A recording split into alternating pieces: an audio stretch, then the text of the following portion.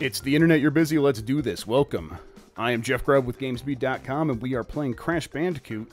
I'm playing on the Nintendo Switch, but I believe it's out for everything, including PC, all the other consoles. Came out on PlayStation 4 last year, I think, and now it's weird, because it's on not a PlayStation.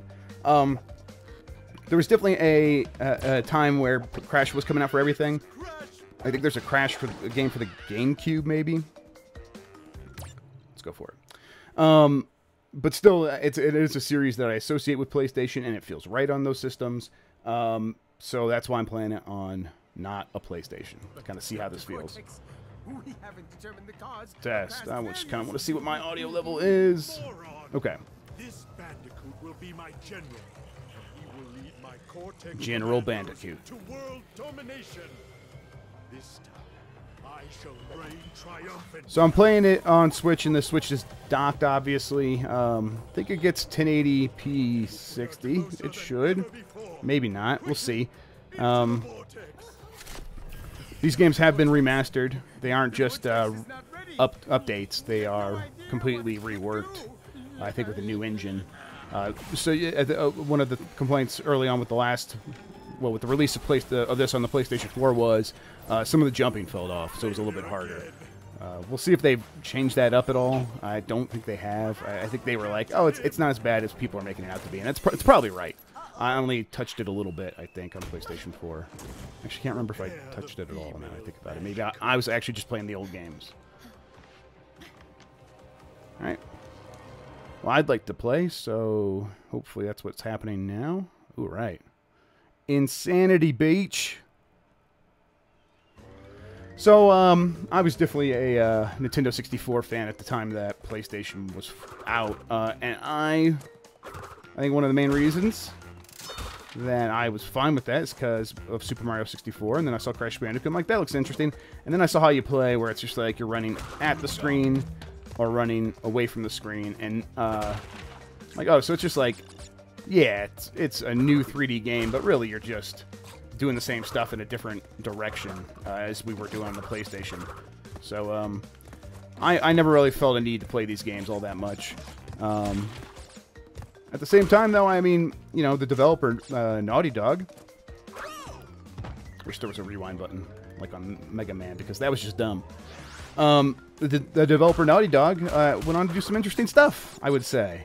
So it's like, you know what, I'm sure there's some interesting things in here. And you definitely see that, actually, in parts of... you know what I was playing? I was playing Crash Bandicoot in Uncharted 4. That's what it was. That's pretty silly. And you could kind of see the lineage between these between this series and Uncharted, especially just the adventurous elements and like the cinematic moments where like something comes rolling at you and you're running towards the camera. Those things happen in Uncharted, and you know, and it started here for them. But yeah, I think this game sold very, very, very well on PlayStation 4. I imagine it's going to continue to do well even on these other non-PlayStation systems. Huh. Going left. You always go left.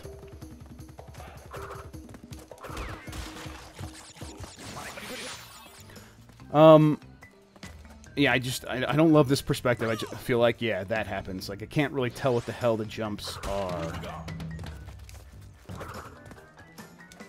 And there's no double jump. It feels like there should be a double jump.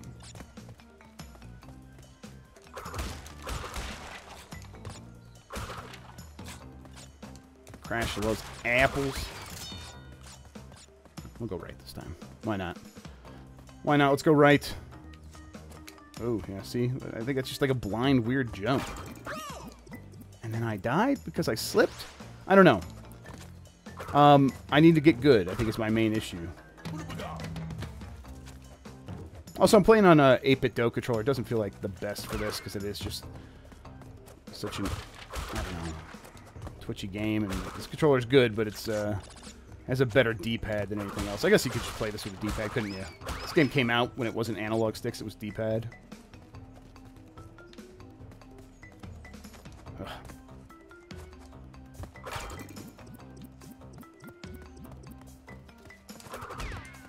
freaky looking turtles for sure. I didn't get enough apples. Can I go back this way and get the apples on this side?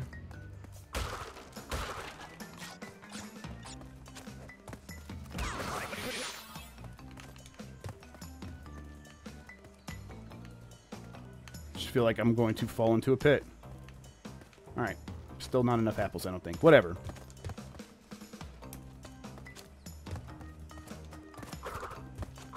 Who needs apples? Who needs the secret thing at the end of the level? I don't. I'm satisfied with my life.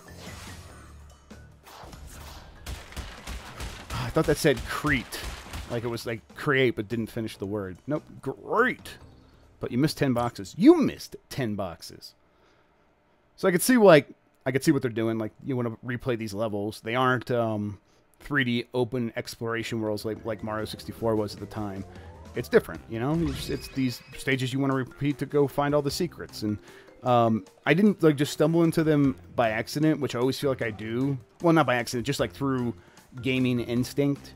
Like I feel you do with a lot of games that have, you know, hidden areas. Like, oh, that looks out of place. I bet if I go there, there's something there, and there is. And I like when games do that. It feels like it's rewarding me for this knowledge I have, but also it feels kind of inevitable and like not actually a challenge of any sort. So yeah, maybe these games do something different. All right. TNT's probably bad. Jumping is good though. So now I feel like looking for secrets because just I mean it's just a corridor, but it's not. You know, there's more to it than that.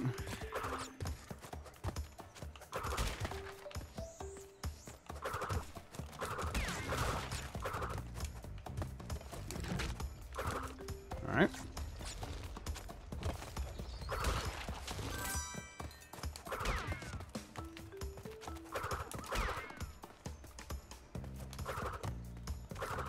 Can I get off of these stages? Well, I can get off on these stages whenever I want. I'm an adult. I'm allowed to make those decisions. Ah, I think I just saw a secret. Nope. I did not. Could have swore it looked like you could get up there. But it's this game, so not exactly sure. See, I don't know. It feels like that instinct that seems to make sense a lot of times is just this game's built differently. And that's okay. I just got to learn its language. And now I'm a ghost.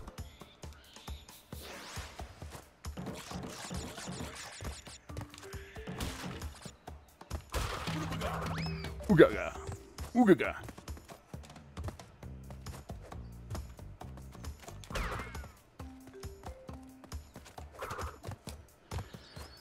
Gotta say, I was always weirded out when it was like, no, Sony doesn't actually own Crash Bandicoot. It's not what's happening here. Activision does. It's like, huh? Really?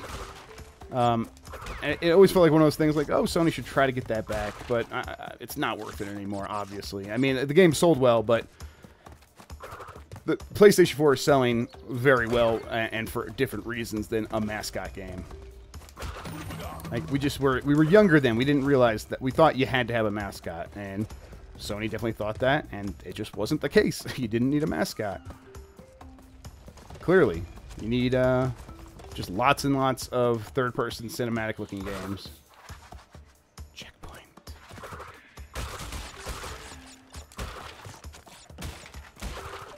Alright. So there's something up there, but I don't know how to unlock that. So I'm just going to keep going. Oh, I thought I fell down that pit. Because I can't really see this game.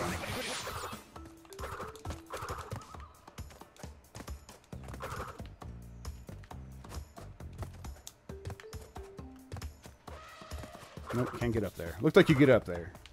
Like I could get up on a thing that looked like that in the earlier part. Oh boy. I don't know if I can get up there.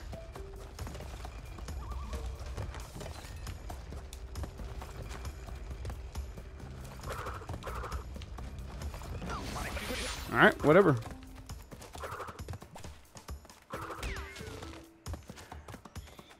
Yeah, I don't know. I just don't know how I feel about Crash Bandicoot.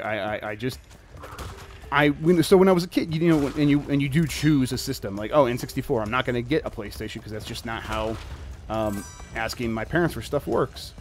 You have to come up with reasons in your head why, oh, I didn't even want the PlayStation in the first place. And I tried to not do that. I tried to be like, okay, it's cool, it's just not for me or whatever. But even, I mean, who knows, it was for me. It was kind of maybe a little bit for me. So in my head, I'm just like, oh, I don't like the way this works because it's not open in 3D like Mario, and it's you're just running down these corridors, and oh, it's all these blind jumps, and I don't even really understand the challenge. But yeah, I mean, I'm trying to like separate myself from that, and okay, that was cool.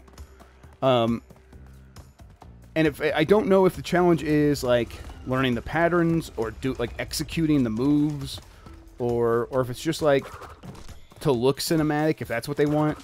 But I mean, not cinematic, but to look cool. Like, oh, it looks cool because, Crash is doing all these fun things and it looks kind of like a cartoon. And, who cares if it actually plays super great all the time? Maybe it won't. Whoa. But, yeah, I don't know.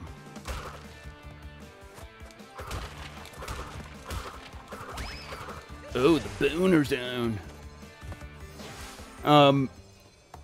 Because it does feel like it's like, okay, if I know what to do, now I just need to execute it. It doesn't really seem like that's what it's trying to do. Because I'm having a hard time spotting like what I should be doing in like these secret areas, or like when there's things off to the side. It's like, oh, I could jump on these two things. Where do they go? Well, I can't even really see that, so I don't know. So I can't just execute it. It's like I'm trying to solve a puzzle here. But even, like when you solve the puzzle, like you still do have to execute, and it's not that doesn't feel great either.